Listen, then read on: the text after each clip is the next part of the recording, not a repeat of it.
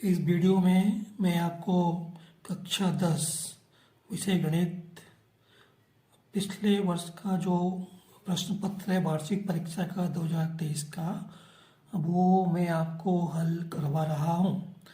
इससे आपको बहुत मदद मिलेगी अर्धवार्षिक का पेपर हल करने में।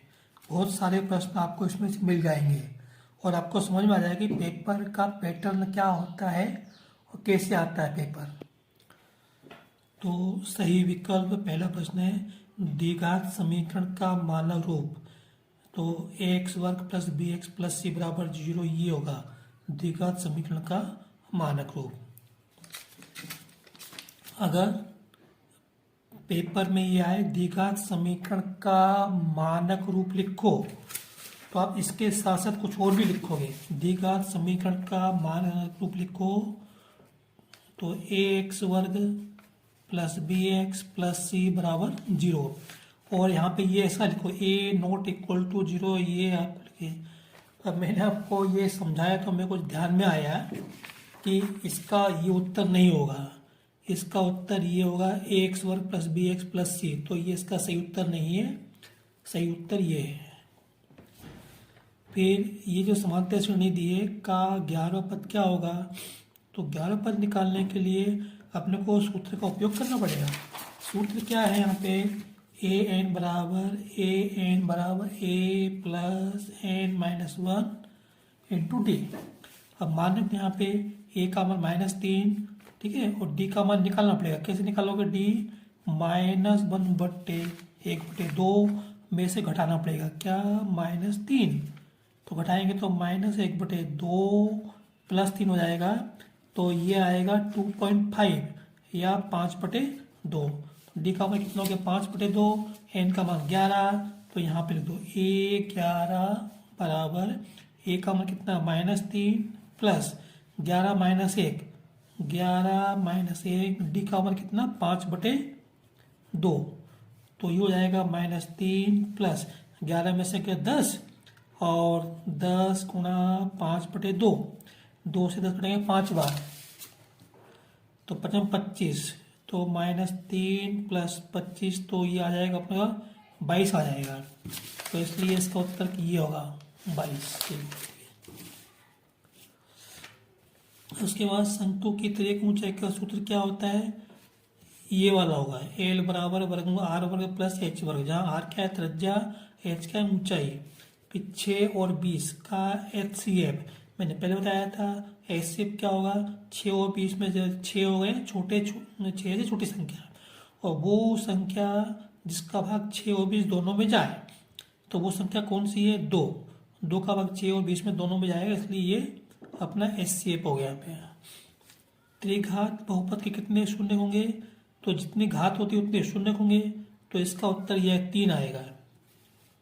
समीकरण निकाय का एक अद्वितीय हल होने की शर्त क्या है, ये रही यहाँ पे, ठीक है। इसको बच्चों पेपर में एक बार ऐसे भी आया था, क्या आया था A1 गुणा B2 बराबर नहीं A2 गुणा B1। तो ये लिखो या ये एक ही बात है, अद्वितीय हल की प्रतिबंध।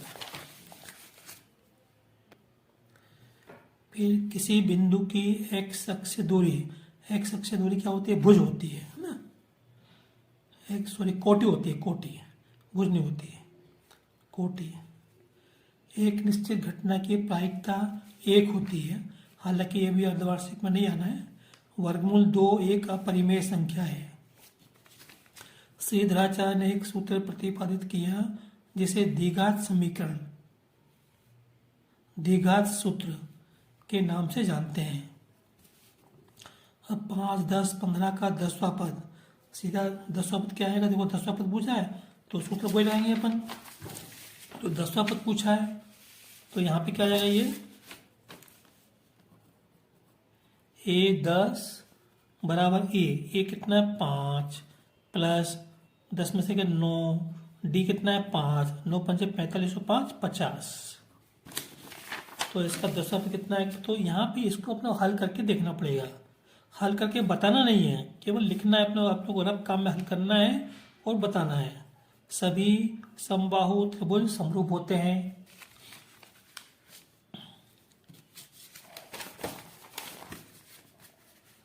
फिर यहाँ पे जोड़ियाँ 9 सेक वर्ग माइनस 10 वर्ग, इसका मान क्या आएगा इसमें से। अब देखो इसमें से मैं आपको बताता हूँ कि क्या करना है इसके अंदर। देखो इसमें से 9 कॉमन आ रहे हैं,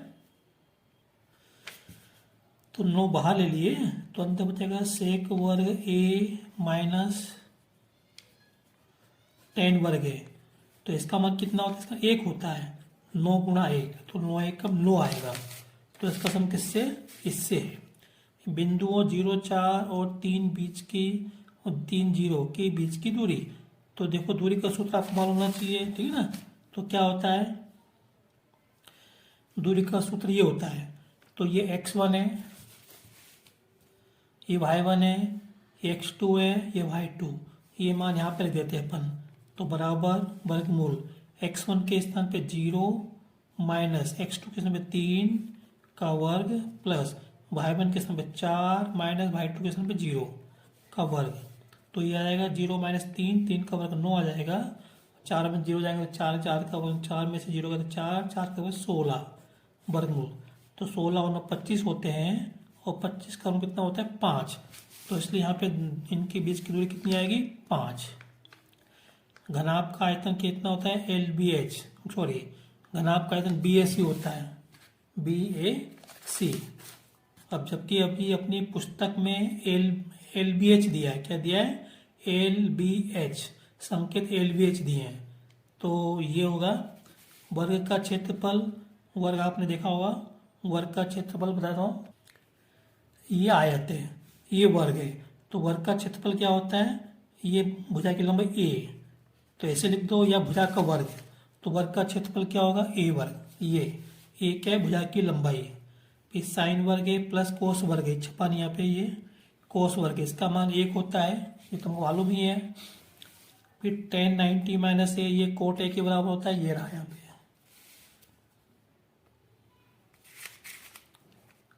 अभी इसको अपन डिस्कस नहीं करेंगे। और एक्स वर्ग प्लस बी एक्स प्लस सी बराबर 0 के लिए विभक्ति कर क्या होता है b² माइनस 4ac। फिर यहाँ पे AP के प्रथम n पदों का योग याद करने के लिए 2 सूत्र होते हैं, वो मैं आपको बताया था। तो ये समांतर श्रेणी के n पदों का योग ज्ञात करने के लिए ये सूत्र होता है, 2 सूत्र होते हैं।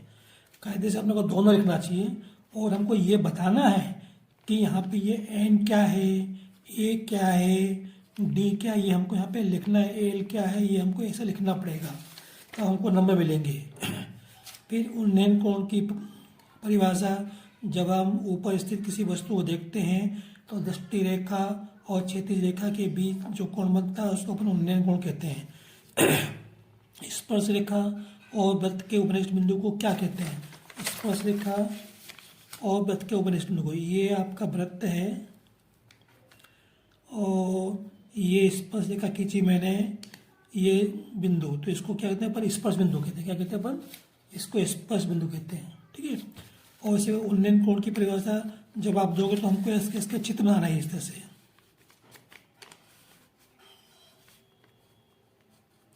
यहाँ पे नाम देना दृष्टि रेखा और ये क्षैतिज रेखा, ये आपका उन्नयन कोण थीटा हो गया। सत्य समाना है, स्पर्श रेखा ही छेदक रेखा है, ये कथन असत्य है। फिर बिंदु के बीच की दूरी क्या होगी, तो ये हमको हल करके देखना पड़ेगा। तो इसके बीच की दूरी ये आएगी 49 और 50, तो ये कथन सत्य है। मैं आपको करके बताता हूँ, ये प्रश्न हमको करके बताना पड़ेगा। ये x1 है, y1, x2 y2, तो हो जाएगा 7, मान रख देंगे 7 का वर्ग और प्लस 1 का वर्ग, तो इसको हल करेंगे तो आएगा 50 आएगा। 50 को अपन 5 वर्गमूल 2 ऐसा ले सकते हैं, तो इसलिए कथन सत्य है। शंकु का आयतन बेलन के आयतन का आधा होता है, यदि शंकु बेलन की त्रिज्या ऊंचाई समान हो तो ये कथन गलत है। शंकु का आयतन बेलन के आयतन 1/3 होता है, सही वाली बात है, तो आधा लिखा है तो ये जो है कथन गलत है। 2 समरूप त्रिभुजों की संगत भुजाएं समान अनुपात में होती है, हाँ होती है, तो ये कथन सत्य है। 2 समरूप त्रिभुजों के क्षेत्रफलों का अनुपात उनके संगत भुजाओं के अनुपात के बराबर होता है, तो ये कथन गलत है। अभी आपके इस बार पाठ में नहीं है ये प्रश्न, तो संग वैसे गलत है। सही शब्द है क्षेत्रफल अनुपात उनके संगत भुजाओं के वर्ग के अनुपात के बराबर होता है। वर्ग के, यहाँ पे वर्ग के अनुपात के बराबर आना चाहिए, लेकिन अभी अपनी कोर्स में नहीं है। दृष्टि रेखा और प्रेक्षक के आँख को उस बिंदु को मिलाने वाली रेखा होती है। हाँ, बिल्कुल सही है। व्यक्ति की आँख और वस्तु को मिलाने में जो रेखा होती है उसको दृष्टि रेखा कहते हैं। आधारभूत समानुपातिकता प्रमेय का कथन लिखो। तो क्या है कथन? इसको अपन थेस प्रमेय के नाम से भी जानते हैं। किसी त्रिभुज में एक भुजा के समांतर कोई रेखा खींची जाए तो वह अन्य दो भुजाओं को समान जिन बिंदु पर काटती हैं वे बिंदु उसको समान अनुपात में विभाजित करते हैं। अब इतना लिखने के बाद हमको चित्र भी बनाना चाहिए। चित्र ये आपको इस तरह से बनाना है। ये चित्र आपको इस तरह बनाना है और लिखना है AD बटे BD बराबर AE बटे AC, आपको लिखना है यहाँ पे। अब ये प्रश्न है, ये इसमें आपको बताना है कि ये अपने को ये इसके समांतर दिए और ये लंबाई दी, ये दिए, तो हमको ये AC निकालना है। अभी जो हमने सूत्र बताया था उसी से कर लेना है। फिर ये दोनों बिंदुओं के बीच की दूरी निकालना है। तो आपको मालूम ये x1 है, y1, ये x2, y2, मैंने दूरी का सूत्र आपको बताया था, उससे कर लेना है। फिर AB और -A -B का मध्य बिंदु, तो मध्य बिंदु के निर्देशांक ज्ञात करने का सूत्र क्या होता है? दो बिंदुओं के बीच के मध्य बिंदु का निर्देशांक ज्ञात करने का सूत्र ये था, x बराबर x1 प्लस x2 बटे 2, y बराबर y1 प्लस y2 बटे 2।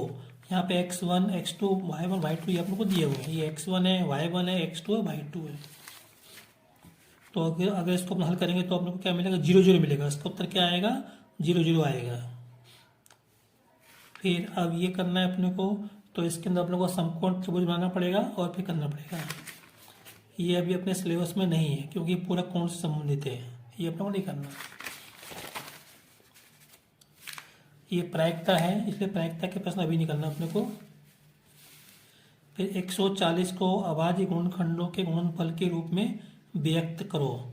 तो मैं बताया था आपको एक बार, 11 प्रश्न है, तो इसके अभाज्य गुणनखंड है। तो यहाँ पे जो संख्या होनी जिसमें किसका भाग जाएगा, तो यहाँ पे जो संख्या है वो अभाज्य संख्या होनी चाहिए। तो सबसे पहले इसमें 2 का भाग जाएगा, 2 अभाज्य, 2 का भाग 140 में देंगे, मतलब 140 के आधे करना है, तो क्या आएगा? 70। अभी फिर इसमें 2 का भाग जा रहा है, ये अभाज्य संख्या है, देखो 35 आएगा। अब इसमें 35 में 2 का भाग नहीं जाएगा, इसमें जाएगा 5 का भाग, तो 5 7 35। फिर देखो अब सभी 2 2 5 7 क्या है? अभाज्य संख्या है, तो क्या लिखा है? गुणनखंड। तो गुणनफल के रूप में लिखना है। इसका मतलब ये है, इसको ऐसे लिखना है 140 बराबर 2 गुणा 2 गुणा 5 गुणा 7, ये आपका उत्तर हो गया। इतना करना है आपको। फिर उसके बाद ये सवाल दिया है 306 657 का HCF दिया, 9 दिया, तो LCM निकालना है। तो सूत्र आपको याद होना चाहिए, ये सूत्र होता है। तो देखो ये A का मान 306, B का मान 657, तो 306 गुणा 657, HCF 9 दिया है और LCM निकालना है।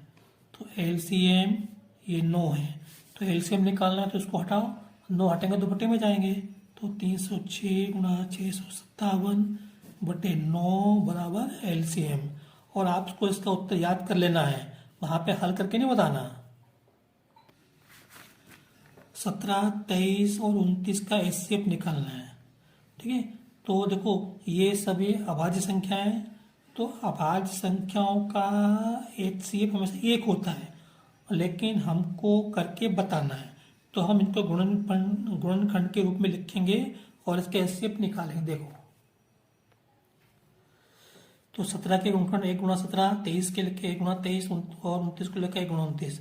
तो सबसे पहले हमने 1 लिख लिया और उसके बाद ये अलग अलग लिख लिए 17 गुणा 23 गुणा 29। सॉरी, अपने को HCF बताना है। HCF क्या होता है? जो इन तीनों में कॉमन हो।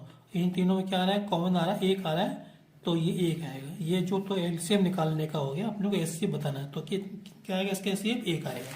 फिर उसका देखो ये प्रश्न कितना आसान है, इसके शून्यक निकालना है। तो बताता हूँ कैसे करना है इसके शून्यक। इसके शून्यक ज्ञात करना है, तो ये 2 शून्यक होंगे, ये तो है ना घातांक 2 है ना, चर क्या इसमें u, तो 4u वर्ग, ये u वर्ग है, प्लस 8u, इसमें से क्या आ रहा है, एक तो 4 आ रहा है कॉमन दोनों में से, और u आ रहा है कॉमन, तो ये बचेगा, यहाँ पे u बचेगा, यहाँ पे 2 बचेंगे, ठीक है। इनको रखो बराबर 0, तो 4 हटाओ तो बटे में जाएगा, तो u गुणा u प्लस 2 बराबर 0/4, भाग देंगे तो क्या आएगा, 0 आएगा। अब 2 गुणनखंड हो गए इसके, एक ये रहा और एक ये रहा, तो u बराबर 0, ये u है, और u प्लस 2 बराबर 0, यहाँ से u का मान 0 मिल गया, और यहाँ से u का मान -2, तो इसके शून्य क्या हो गया, 0 और -2 हो गए। इस तरह से एक द्विघात बहुपद के बाद इसके शून्यकों का योग। अब अगर मैं इसको हल कराऊंगा तो वीडियो बहुत लंबा हो जाएगा। यहाँ पे इसमें केवल अपने को a1/a2, b1/b2 और c1/c2 का मान निकालना है। तो ये a1 b1 c1, a2 b2 c2, a1/a2 क्या हो जाएगा, 3/2 हो जाएगा, b1/b2 क्या हो जाएगा, 2/-8 हो जाएगा। इसको हल करेंगे तो 1/-4 आएगा। c1/c2 क्या हो जाएगा, यहाँ पे ये 5/7 हो जाएगा। अब ये अपने को हल करना है, रेखिक समीकरण युग्म को हल करो। तो आप इसको अपन किसी भी विधि से हल कर सकते हैं, विलोपन, प्रतिस्थापन, ठीक है। फिर शून्यकों की संख्या ज्ञात करो। अब देखो इसके ये जो ग्राफ है, ये इस एक्स अक्ष को कितने बिंदु पे काट रहा है, 1 2 3, तो इसलिए इसके शून्य कितने होंगे, 3 होंगे।